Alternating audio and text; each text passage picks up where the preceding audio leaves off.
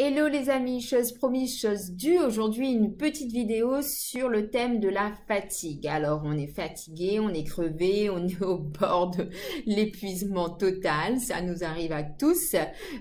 Parfois, pour certains, ça dure plus longtemps. Alors, j'avais envie de vous parler de certaines de mes astuces et aussi vous faire prendre conscience de certaines choses par rapport à votre rythme de vie, certainement assez infernal. Donc, pour introduire ce petit sujet de la fatigue, moi j'aime bien cette petite phrase qui dit en fait que nos activités, en fait, c'est pas tant que nous avons trop d'activités qui nous épuisent et qui nous demandent beaucoup d'énergie, c'est surtout que nous avons pas suffisamment d'activités qui nous nourrissent.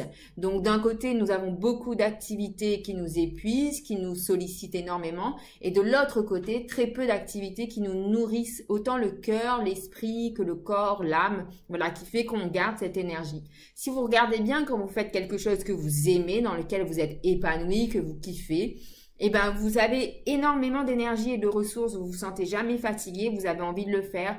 Et vous avez la fatigue physique, mais vous avez toujours cette motivation, cette envie d'y aller. Voilà. Et donc, du coup, ça entraîne le corps, etc., etc. Nos vies sont remplies d'activités qui ne nourrissent pas. Nous avons beaucoup d'activités autour du « il faut que »,« je dois ».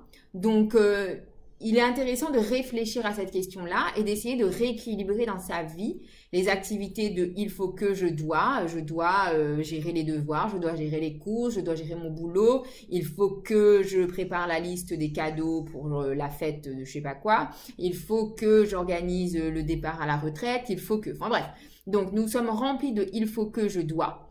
Donc, il faudrait essayer de diminuer, réfléchissez un peu à tous ces « il faut que » dans votre vie, et essayez de diminuer cette part d'activité pour laisser de la place en fait aux choses qui vont vous nourrir.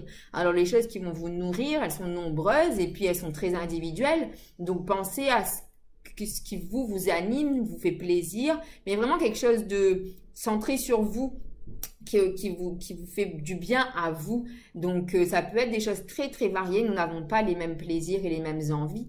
Mais sachez que plus vous allez accorder du temps à des choses qui vous font du bien, et bien plus ça va vous nourrir et moins vous serez fatigué. Ça paraît simple comme ça à dire, mais il faut vraiment réfléchir à ça et essayer de voir voilà, comment vous pouvez équilibrer ces deux choses-là dans votre vie.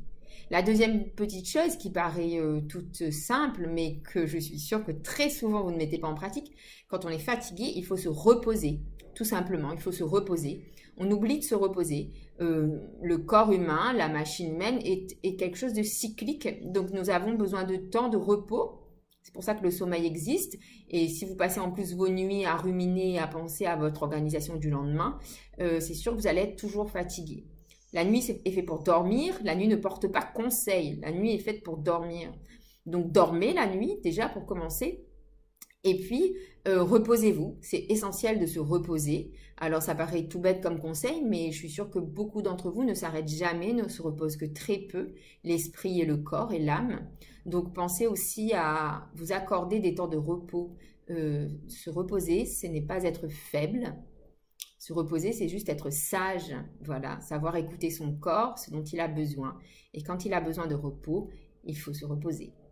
Donc voilà, j'avais envie de vous dire ça, de vous partager ça. La première des choses, pensez aux choses qui vous nourrissent et celles qui ne vous nourrissent pas, celles qui plutôt vous épuisent.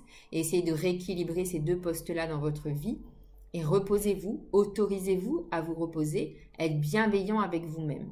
Je vous rappelle juste aussi que j'ai écrit un e-book à ce sujet qui s'appelle « Booster mon énergie ». Je booste mon énergie, qui justement vous donne des outils concret cette fois-ci sur comment justement avoir des activités qui vous nourrissent le corps, l'esprit, l'âme et qui fait que vous avez cette énergie au quotidien, cette envie de voilà, de vivre chaque jour avec plaisir.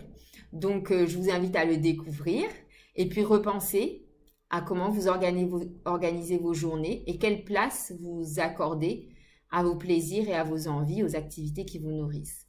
Je vous embrasse très fort, à très bientôt pour une nouvelle vidéo et belle journée à vous, pleine d'énergie.